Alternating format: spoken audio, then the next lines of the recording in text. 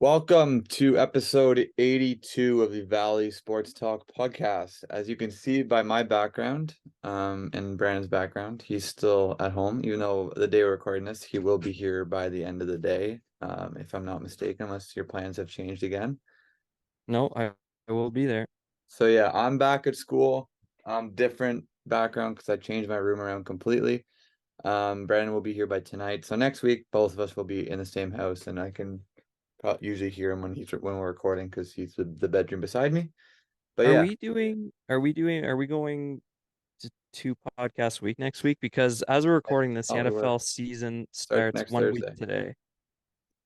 So Yeah, we so if we should are have a podcast podcast on out Tuesday. Yeah, Tuesday okay, with our cool. predictions for week one. Hopefully, if everything goes to If everything schedule. goes well, you guys will see if there's a podcast for whatever reason on Tuesday, then you know what we actually got our lives together. Exactly. It's all dependent on Braden, most likely. Basically. But yeah, we do, like mentioned last week, have an interview for this week. So I don't think we're gonna lead you guys on any longer, and we are gonna jump to that real quick right now. It's with Nipissing Lakers soccer player, Cassidy Brooks. So we will jump to that real quick. Welcome back to another Valley Sports Talk interview. Today we are joined by Nipissing Lakers women's soccer star Cassidy Brooks. Cassie, how are you doing? Good. How are you guys? Excellent. Just Brandon. excellent. I'm on a high right now. I just played baseball. Sorry, I'm all hyped up. I'm ready to go. You And we probably went got over Cass. three. You probably went over three. No, I went 3 for 3 actually with Oh, an in the park home run. not a boy.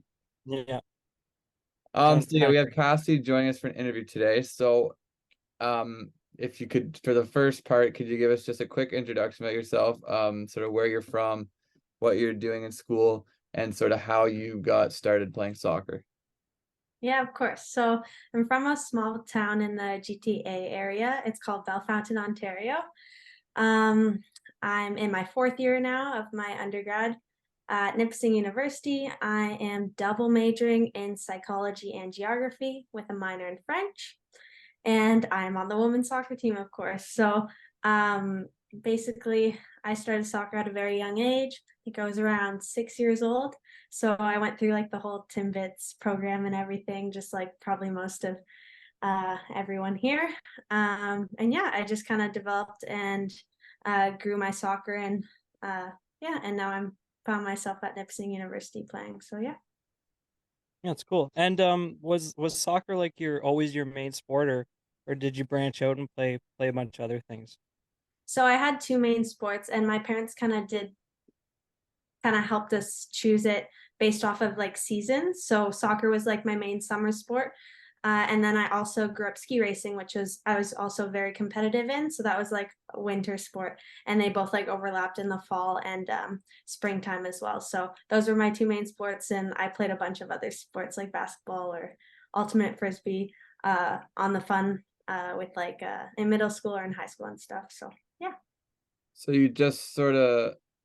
um, you just sort of mentioned how you were a ski racer growing up. How were you able to manage soccer and both downhill skiing, since you were competing at such a high level for both? Yeah, so I think it was a bit more challenging in the wintertime, of course, because soccer still runs in the wintertime. So there was a bunch of indoor sessions that we had. In the summertime, though, my schedule was fully free and I was fully committed to the soccer there. Um, something, the way I managed it was I more prioritized skiing in the winter and, of course, soccer in the summer because there were some ski trips that we could go to in the summer, but we decided to just focus on one, the summer sport in the summer and the winter sport in the winter. And I say we because I have a twin sister as well, so we grew up doing the same things. But yeah, it was challenging having to almost sometimes miss out on soccer practices and stuff to go to ski races and everything in the winter. But at that time, both sports we were really competitive in, and they were both my priority in their specific seasons. Yeah, and it's funny you mentioned we because our next couple questions are about your sister, Sam. Like you said, you have a twin sister, Sam. She's also going to the same school and playing on the same soccer team. So what's it like? We got a couple questions about her. What's it like having a twin sister playing the same sports, and what are some pros to that? The pros are definitely that we have a connection on and off of the field. We grew up together, we're best friends, grew up playing the same sports on the same teams all the time. So that connection that we have just shows on the field as well. So yeah, and great communication. Like sometimes we don't even have to speak and we know where we're making runs or, where we want to pass it to and everything for each other. So yeah. And did you always grow up being friendly, or were there some fights here and there? You know how siblings are. Oh yes, and I think for sure, like playing the same sports and always being almost compared a little because we do the exact same things growing up. That was a bit challenging, but you know what? It pushed ourselves to, try and be the best athlete and people we could be every day. So it's a good little like opponent that we're both striving towards the same goals together. So, is there any possible cons maybe that are having a twin sister? I know there's always the thing that twins get compared a lot. So, like, what are sort of things that, not that you dislike, but like that are like stereotypical that maybe came between you two? Yeah, I think for sure just being compared to one another, sometimes that just, set us back like a bit mentally because we like to be known as our own, own individuals. So always being asked like, oh, who's better at this sport? Who's better at this? Was sometimes a bit challenging mentally, but at the end of the day, we have each other and we are always both very happy and excited when one of us succeeds. So very Yeah, supportive of. cool. Yeah. Sorry, I didn't mean to cut you off there. No, all good. But yeah, so it obviously you said you're from the GTA, and you ended up in North Bay. What's the recruiting process like for those of us who don't play sports and don't know how that works, and is it fast or slow, or how'd you end up in Nipissing? There's a bit of a long story to that, but I'll try and make it as short as We possible. got all the time in Our the world. recruiting process, all good. So our recruiting process, again, speaking about Sam and I, because it was very similar, started around like middle school, honestly, and it's changed dramatically now for uh, athletes in general. So our started in middle school, and we'd go to identification camps. We'd make trips to the States, to universities in the States, and we'd show what we got just at these camps with a bunch of players coming from everywhere. There'd be showcases and tournaments in and around where we live that our teams would sign up for, and we'd play games there, and there'd be scouts and recruits coming from all over the place, again in the States and Canada. When Sam and I were younger, honestly the sole focus was, oh, can we go to the States, can we go D1? So that was where our heads were at, and that's where we wanted to go. I think for me it was the summer of grade 10. I committed to, or verbally committed to, Central Michigan University in the States. It was a D1 school, and it was in like Mount Pleasant, Michigan. And Sam also committed as well. And so that was the plan, honestly. And well, COVID happened. So basically, when that happened, that was our graduating year, like the spring of our graduating year. So it kind of filtered into that summer, and there was a bunch of border restrictions, and all these restrictions were in place. And so Sam and I sat down with our parents and talked about it. We called the coach and let him know like our like worries about everything that was happening, and he was very understanding. And we previously had a connection with the recruiting coach from Nipissing. His name's Mike. And so we reached out to him. We let him know that our decision was to stay closer to home, and they had the door wide open for us. That process was literally a week, and we were signed up for school, all good, and moved right up to residence. So that was in August. So yeah. Was there ever sort of a point in your recruiting process that you thought, okay, maybe like during COVID that you decommitted to Central Michigan, that maybe soccer sort of wasn't going to happen in post-secondary? No. So when we reached out to Mike and everything to help us out with like registering for Nipissing, they immediately took us right away. So we were committed at that point on for Nipissing.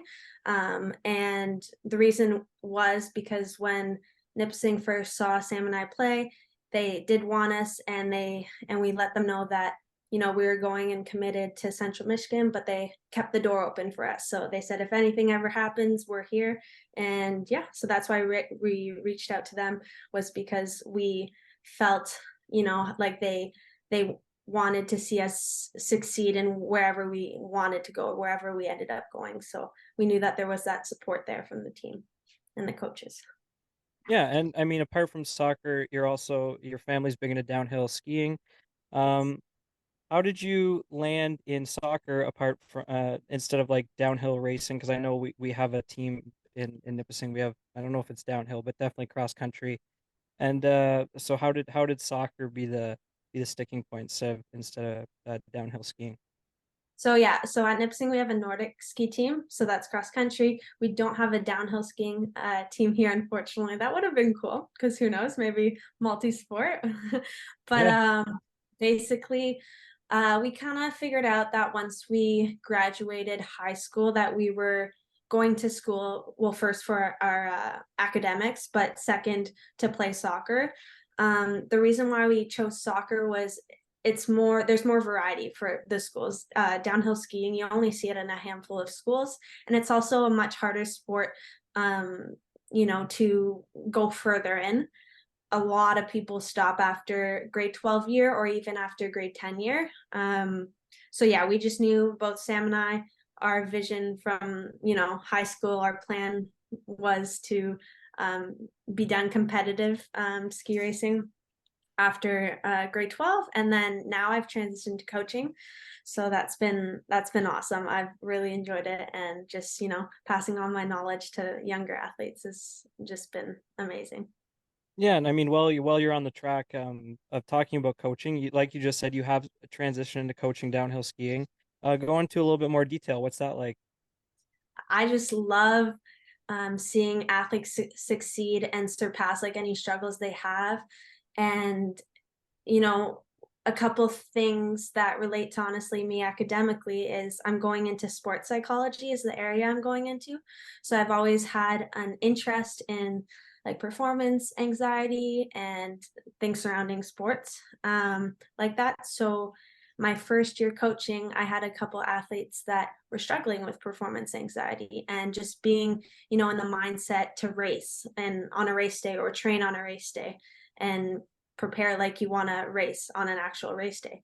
So this was before I kind of knew the direction I wanted to go academically with sports psychology, and I ended up helping a few of them out, and it really kind of lit a fire under me, and inspired me to want to go in this direction. Yeah, super cool.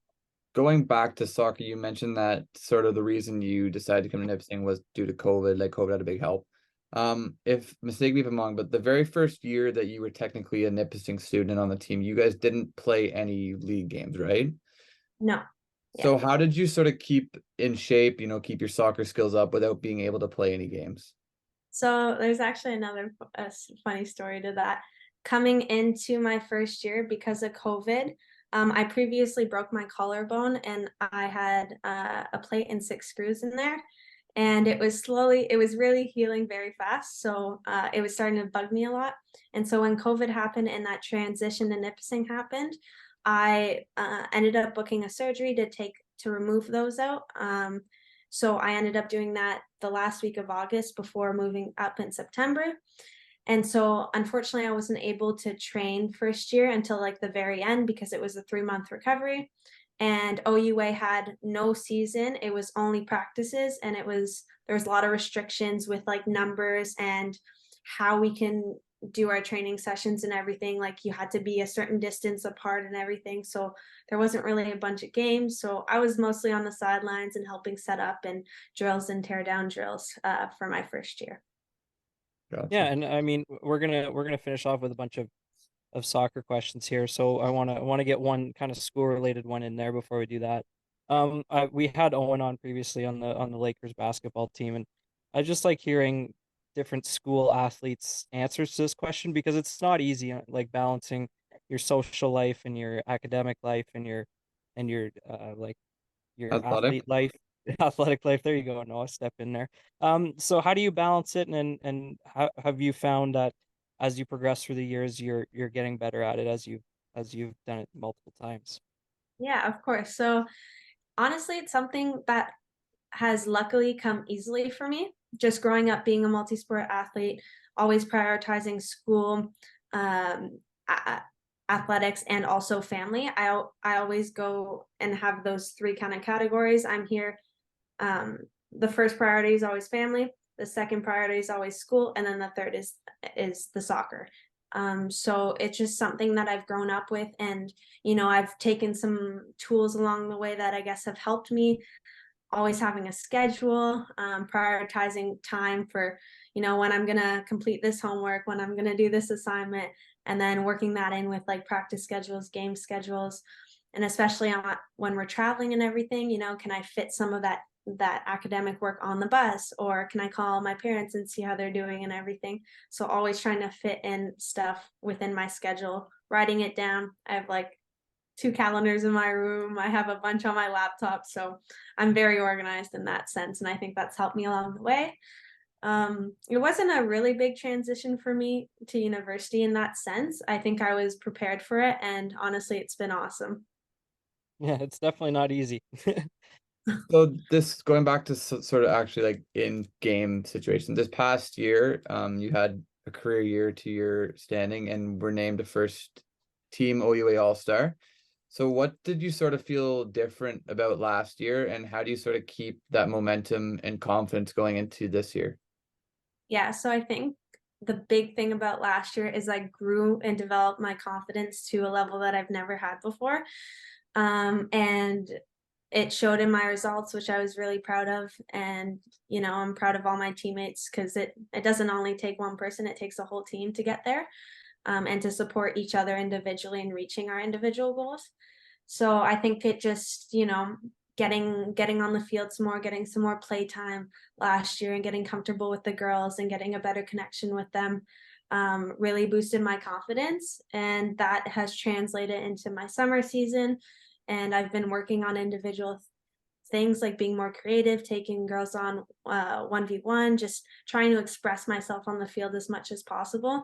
And I'm hoping so far it is translating into the practices we've had and the exhibition games we've had. So I'm looking forward to keep going on that little route there. Yeah, for sure. And you guys have been a pretty good soccer team since you've been there. Going into like being a senior and sort of leading this team, obviously your goal is to be good, but what are some goals for both yourself as a player and your team as a whole? So myself as a player, I definitely want to lead by example. It's crazy how time has flown by, because I still remember coming in as that first year and being so scared of, everything, the university life, the older girls on the soccer team, because it's a 4 or 5 year gap too sometimes, because there's girls taking teaching college and their master programs. So, you know, so yeah, just going in this year, leading by example, helping, the first years feel very comfortable and connected. And I think we've done that as an upper year kind of class. We've brought them in, we've made them feel comfortable, and allowed them to be able to express emotions, express, anxieties and fears that they have coming into university, because it's a lot to handle. So just leading by example in that sense, and on and off the field as well, showing up, and just being able to put my best in it day in and day out. And as a team, a goal that we talked about in preseason was just, building our connection, because we had 7 transfer and incoming players all together coming in. So it's a good chunk of girls that we haven't played with before. So building our confidence together was a big thing. And I think we're starting to do that. And just hopefully going into season that we're able to translate that on the field and be able to pull off some wins. So yeah. That's the goal, right? That'd be sweet. Yeah. Kind of my last question for you is unfortunately, like you said, time does fly by, and the soccer days will slowly go. you did mention like you really enjoyed coaching with downhill skiing. Could you see a possibility where you coach soccer in your future? Um, is there any soccer for you past university? What are you thinking? I definitely see myself in the future coaching soccer. That's just something that I've fallen in love with in alpine ski racing. So that's definitely something I want to keep going with. As for playing myself, I haven't fully decided yet. It is my last year, but I plan on returning to complete my master's for 2 more years, and I do have those 2 extra years of eligibility because we were given an extra one because of our COVID year, first year. I'm keeping the option open. I'm not sure though what I'm gonna do yet. We'll That's a see lot of stress, about a lot that. of lot Yeah. of lot of decisions. Yeah.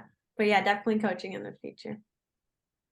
So my last one, it's sort of just like a fun one to sort of end off the interview. Going back, what are some of your most memorable moments you have from all your years, either downhill skiing, coaching, or playing soccer? Oh wow, there's a lot of years there. Um, well, one honestly that I can think of last season, and this reflected in the in the points and everything, was our first home opener. I've never beaten a team by this much, or I felt so connected with the girls around me. Like it was insane. We were just moving the ball so quickly around, just like European soccer, and it was just awesome. It was against Laurentian, and and put some points up on the board there. So that was for sure a memorable game. Um, what else? Trying to look back at alpine skiing. Um, there was this one race that I had a great first run. So just for those who don't know, alpine skiing, you do 2 runs normally, except for other disciplines, but this was a 2-run race. It was a slalom race. My first run, I put down a good time. My second run, unfortunately, I didn't finish, and it was one of those races that stuck with me because of how strong mentally I came out of it.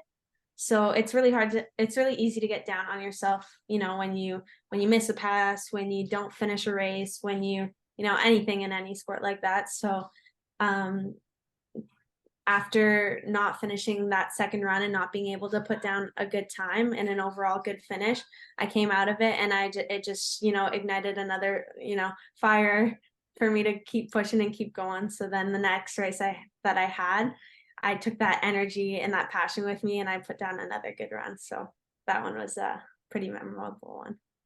Those are cool. And I know we said last question, but you're full of information, so we want to keep going. We got one more here. It could be the most important one to you. You won a pretty big award last year. I don't want to get the name wrong, but was it the mental health? What was the actual official name for your Uh, award?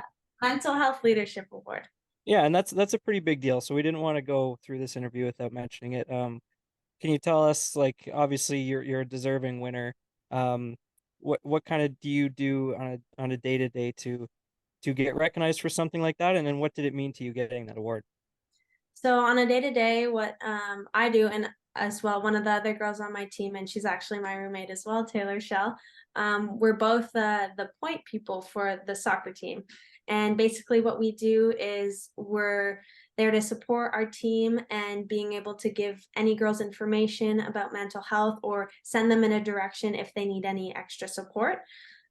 So we do meetings, and we do events and everything. So on a Sunday, our home opener, we're actually having a Lakers barbecue where all the athletic teams come in, and then we talk about like point people, what we are, what we do, and what we can help with and support with. So that's something I started last year.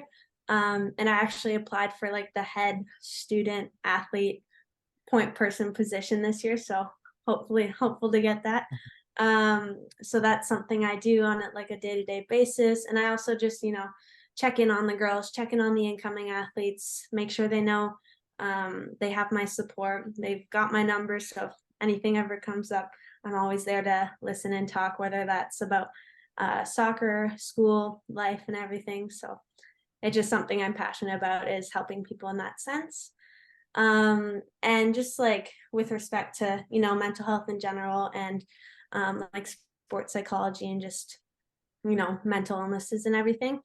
It hits a bit close to home because he's one of my biggest role models, or he was still is, but not here anymore with us today.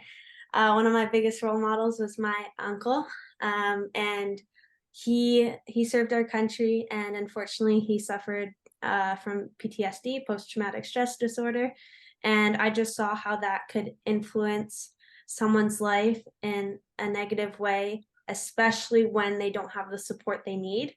So that's kind of something that inspires me to create a bigger support system and be there for others, especially athletes, because it's something, I'm an athlete myself. So yeah, so that's my inspiration behind all that. No, that's super cool. And like I said, we had to get in there because I mean, that just shows not only are you a great soccer player, but it just shows the kind of leader and mentor you can be to those girls, and that shouldn't go unnoticed. You're well deserved winner of that award. Thank you. I got one more question. I always said this for the last 3 questions. We'll just keep saying it. Most important question of the thing. Messi or Ronaldo? Oh boy. Can I say another name? Oh, No, you're not yeah. allowed to say Jamal. What? Not a good try. Well, my biggest soccer inspiration would be Robert Lewandowski. So yeah. That So didn't she went answer the the other way, question. even though I you will said say Jamal. Messi. I will say Messi out of Messi. What do you think and about the pink jerseys? I love them. They're cool. We I like got them too. you got to come I out like to our day game this year. We got pictures too. Well, thanks for doing this, Cass. This was awesome. Thanks for Yeah, I having me. appreciate you giving your time up. Yeah, of And course. good luck in the upcoming season. Thank you very much. Yeah. Again, we want to thank Cassie for giving up her time, jumping on with us. We wish her nothing but luck this season. I'm sure me and Brandon will be able to see a couple of their games. So For sure. yeah, Thanks, Cass. we will jump right back into this. I know there's not very much sports news this day, as the Brewers are the most likely team to land Josh Donaldson. Just came up on my phone. I guess we do have news. There's quick Huge news. baseball news that a 37-year-old washed Josh Donaldson going to the Brewers. But yeah, there's not too much news in sports. Like we just mentioned, next week, or like we mentioned before the interview, next week we will be going most likely to 2 podcasts. It'll be Tuesday, Saturday, I think is what we figured out. Yeah, probably. Tuesday will be me, Brandon, and B Fish all in the same podcast, doing predictions for the NFL season, and then the ones on Saturday will be any news. It'll just be me and Brandon for that one. But yeah, so today what we have planned is we just have a couple quizzes for each other to see how much we actually know. They're both NFL. I have 2. Brandon has 1, from what I'm aware of. It should take a whole long, but yeah. That is the plan. So we'll start off with mine because mine's kind of, it's not even really, it's not that big of a quiz. It's just for people who might not follow the off season super closely and are just getting back into football as we start. A lot of players were moved, and we're gonna see if no one knows where a lot of people ended up. So we'll start off with quarterbacks, and we'll start off easy. Unless you were living under a bridge, Aaron Rodgers got moved. He went to the Jets. Noah, can you tell us what team this player is on? The New York Jets. Yes, he is. There's a couple other. We're gonna go through some easy ones just for people totally missed the offseason. I'll get Derek my Carr. confidence up too. Derek Carr. He went to the New Orleans Saints. Derek Carr is the quarterback of the Saints. Jimmy G. Jimmy G replaced Derek Carr in Las Vegas. Yes, and then a couple of other one. Jacoby Brissett. Oh, that one's gonna get me. No, he went to did he go to Washington? He went to Washington. He did. Where did your boy Marcus Mariota end up? Marcus Mariota is now the backup to Jalen Hurts. He is indeed. Speaking of backups, where's Taylor Heineke? He's on my team. That's an easy He's one. on the Falcons. And we'll give you one more, another easy one, just because this is big news. Where's Trey Lance? Trey Lance just got traded to Dallas, and Dak was not too happy about it.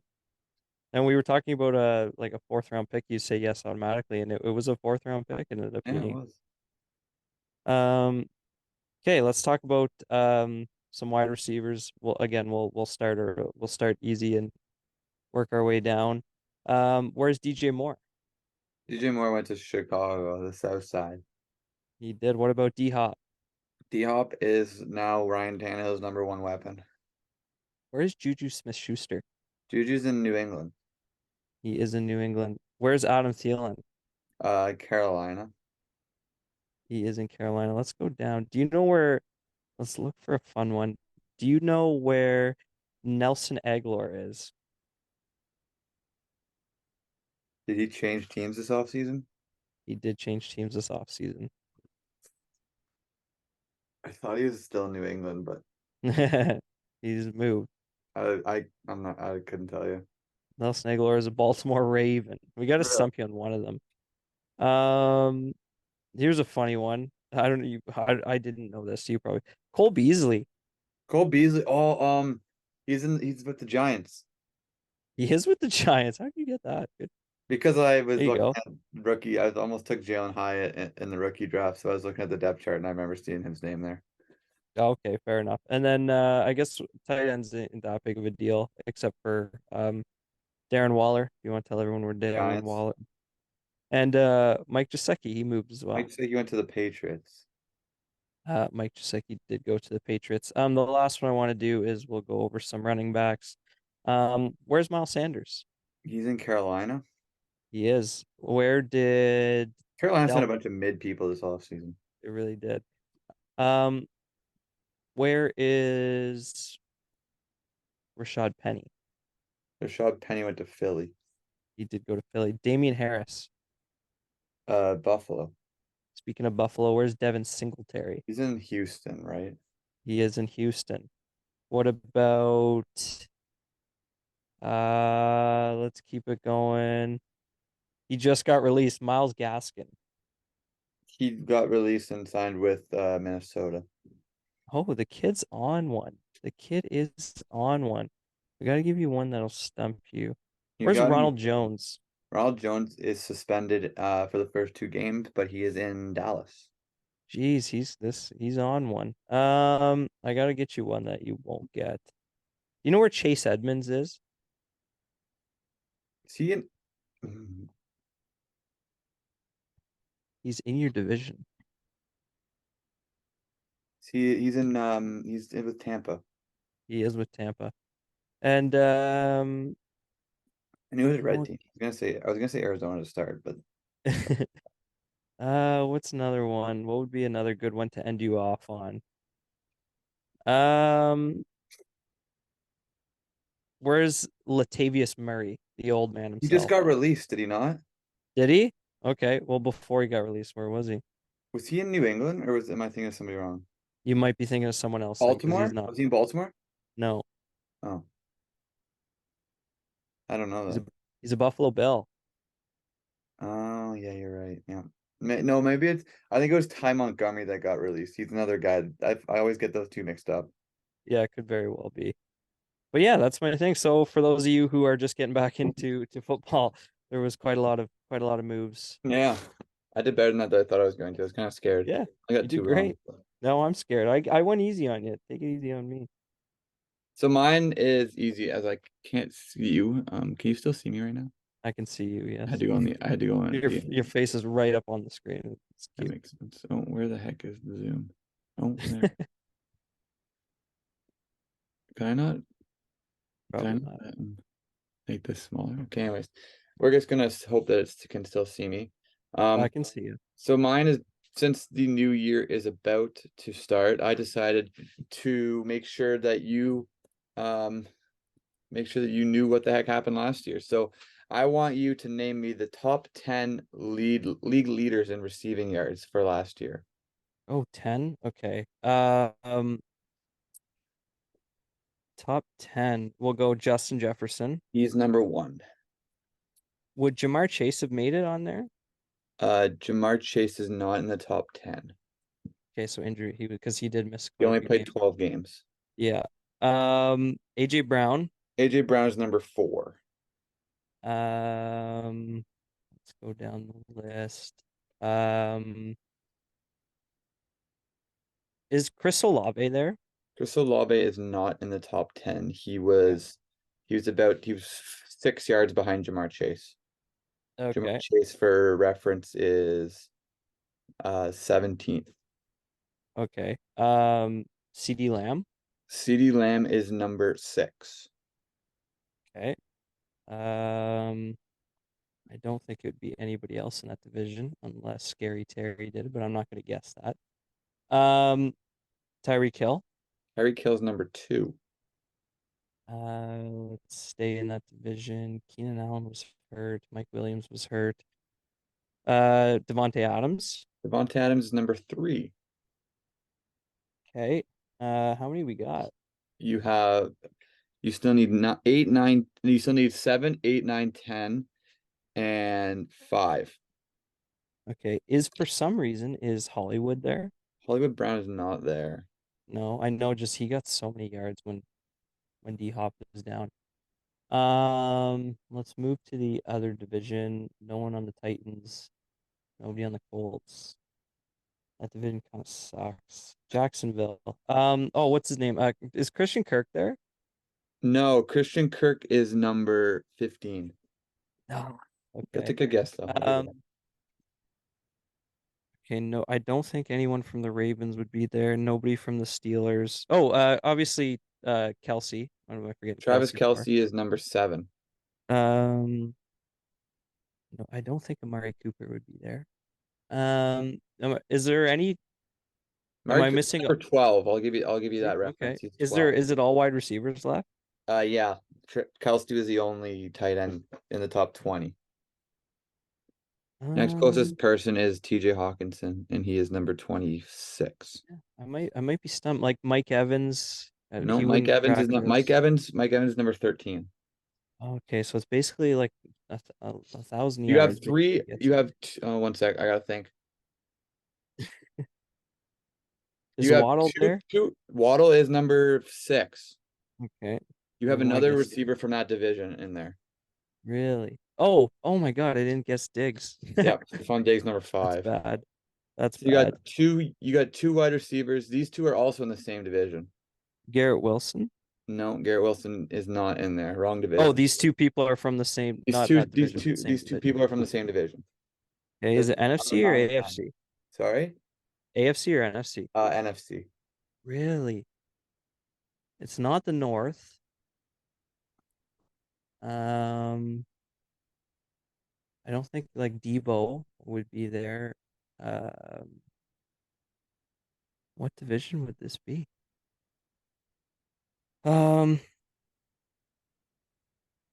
This is tough. It's not Scary Terry, right? Scary Terry is number 10. Really? He made that. Number 10. Okay. Is like Devontae Smith there? Devontae Smith is number 9. Wow, him and AJ Brown both made it? Him and AJ Brown both Wow. made it. Okay, that's why I didn't guess him because I was like, there's no way you got both there. But Yeah, so okay. there you got it. And then some people that didn't make it was Amon-Ra St. Brown was 11. Then it was Amari Cooper, Mike Evans, Christian Kirk, Garrett Wilson, DK, Jamar, Olave, Lockett, Higgins, Godwin, and Ayuk. And then those are the 1,000-yard receivers last year. And then Jerry Jeudy was the next closest at 972. Wow. Okay. Well, we did pretty good there. We'll take that. I'll give you that one. I'll take that. My next one is rushing yards. Okay, top 10 in rushing yards. Yeah, from last year. Okay. We'll go CMC. CMC is CMC 7. Okay, he's in the top 10. That's all I care about. Let's just think about that division. No. Okay, we'll go Miles Sanders. Miles Sanders is 5. We will go Josh Jacobs. Number 1. We will go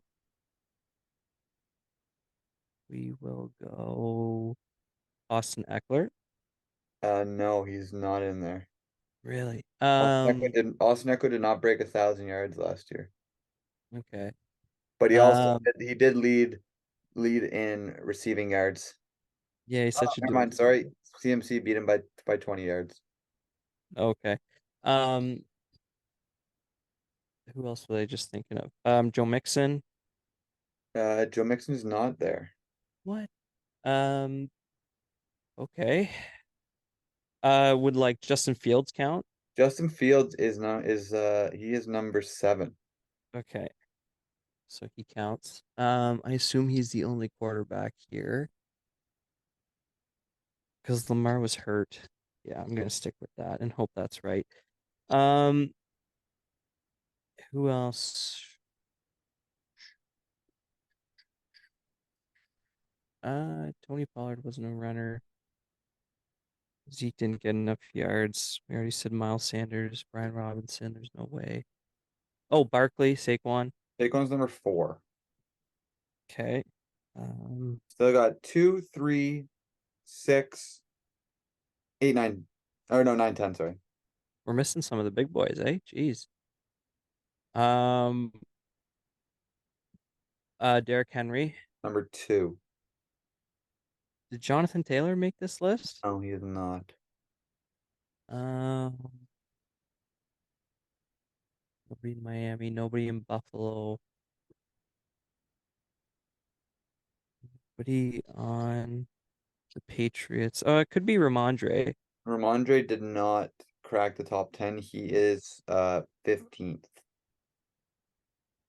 I don't think Breece Hall would have made it either, so I'm gonna stay away from that division. Nobody on the Chiefs.